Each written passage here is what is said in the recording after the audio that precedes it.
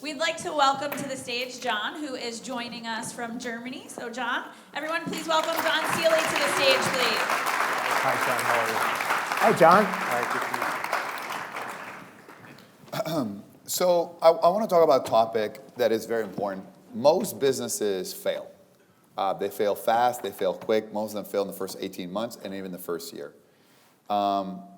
Why, in your opinion, Hugh, you've turned around some of the biggest businesses, some of the smallest businesses. Why do businesses fail so quick? I think from a lack of focus, and I think also there's, again, and I'll talk about it a little later when I speak, alignment of interest. If you get to it. If I have more than 2 minutes when I'm done my presentation. But, and I think a lot of people give up too soon. You know, there's a real belief that you don't fail, you just give up before you succeed. And I've got some great examples of how that really happens in the real world, perseverance. So. And we talk about perseverance today. Did you? Okay. And by the way, George, you and I third time I met George in Chicago, I took him. Yeah, that's when you tried to get me to pick up the check. I remember. No, not that. you. Not that one. You got the lawyer. Oh, no? Get the lawyer to pick up the check. Because I brought my lawyer. I'm like, how would you like to meet George Ross? He's a lawyer, you're a lawyer, right? And he'd be like, great. But I said, you got to pick up the bill. So I literally brought my lawyer along, but then I picked up George, and I had a Mercedes SL 500, you know, the two-seater, but it snowed, so it was going like this. And I literally took the longest way because I wanted George. He was like, what? What's take forever? It was just giving me a hard time. And we sat down, and I said, George, what's the key to success? He took this napkin. He writes blank plus blank plus blank equals. And then he goes, fill them out. I got 1 out of the 2. He said, see? That's why you'll never be successful unless I tell you. That's what he says to me. That's not what I said. Come on. I never said you'd never be successful. I said it's going to take a long time. And you wrote something down. I still have that napkin where you wrote it down. Probably, at that time, the greatest advice I've ever had. The first best advice I have, stop talking about get it done. That was the first thing, chapter 8 of the book.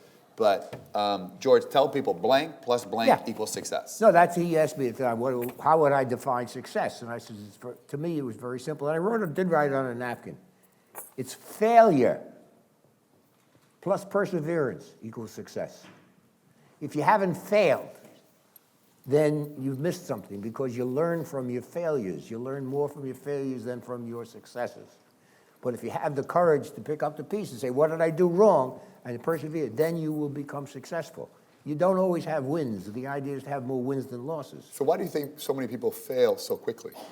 Well, first of all, I think part of it has to do poor planning, and that they don't take into account all of the risks. They don't take enough of a time frame, and they don't check on various points along the way as to whether they're doing good or how they're doing good, or do it. And I think that you get so optimistic that you can sometimes be not realistic.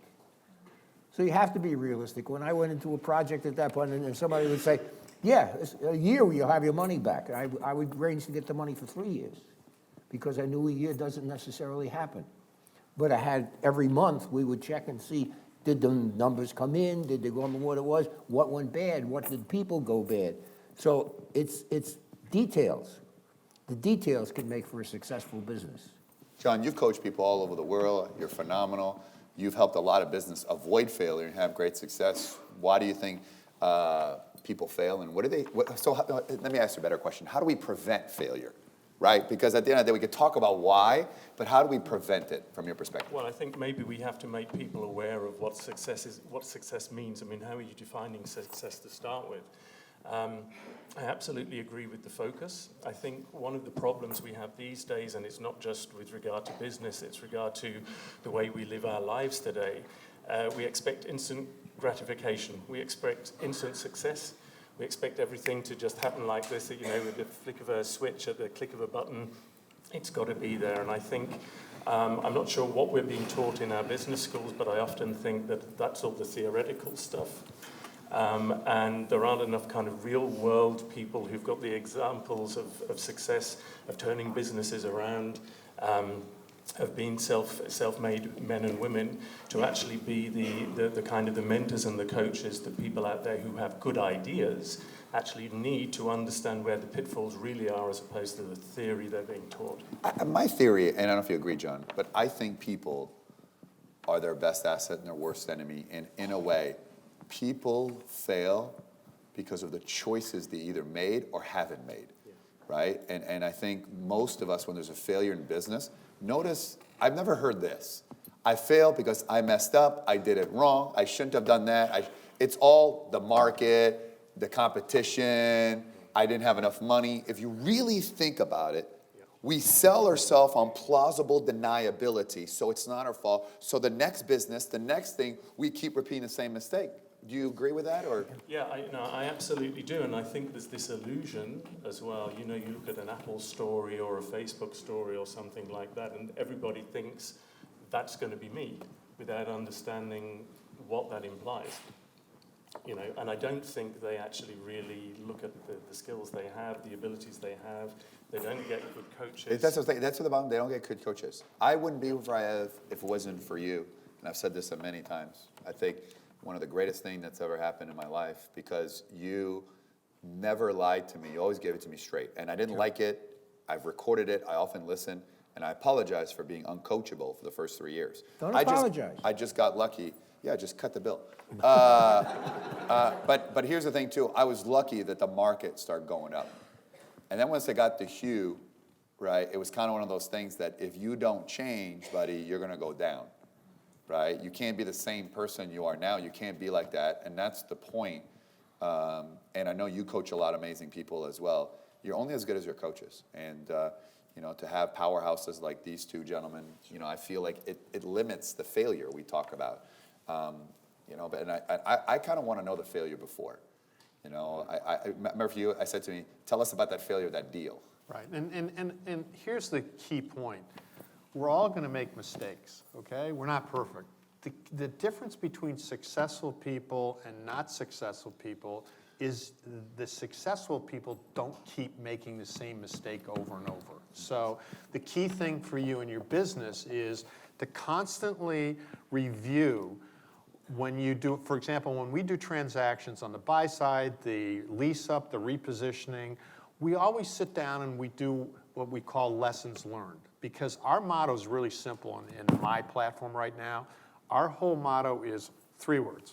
Everything we do it faster, better, and more efficient than the competition. And we just don't say those words. We actually do something and we look back and we say, did we do that faster? Did we do that better?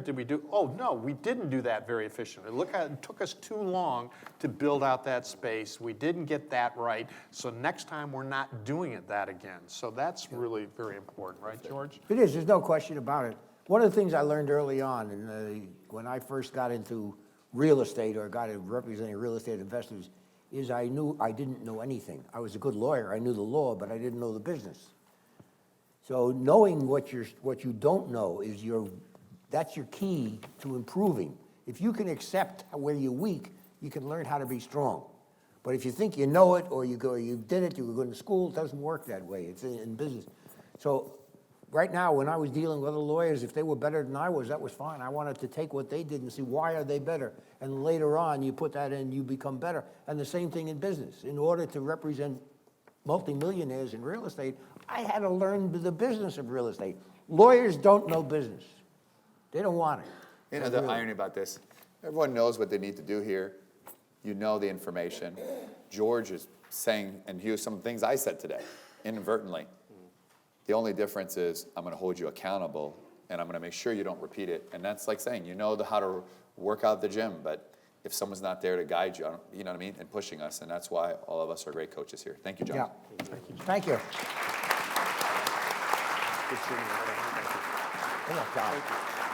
Thank you so much, John.